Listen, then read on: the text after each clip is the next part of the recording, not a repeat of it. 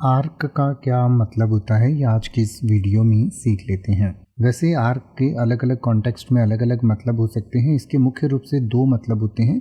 एक तो कोई बहुत बड़ा संदूक होता है तो उसको आर्क कहा जाता है, और एक कोई बहुत बड़ा जहाज होता है तो उसको भी आर्क कहते हैं, यानी कि कोई बहुत बड़ा जो समुद्री जहाज है तो उसको आर्क कहा जाता है।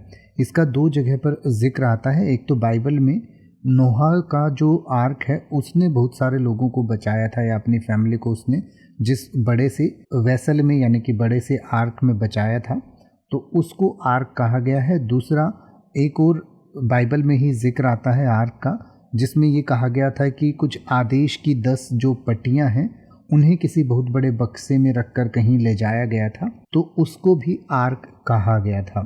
इसके अलावा जनरल यूसेज में अगर हम बात करें तो कोई भी जो बड़ा कंटेनर होता है या कोई वेसल होता है, यानी कि चाहे कोई बहुत बड़ा जहाज है या कोई बहुत बड़ा संदूक या बक्सा है तो उसको भी आर्क कहा जाता है। तो इसको और डिटेल से अगर आप समझना चाहते हैं तो आपकी स्क्रीन पर और वीडियो के डिस्क्रिप्शन में दिया गया है, आप पढ़ सकते हैं और इसको और बेहतर तरीके से समझ सकते हैं।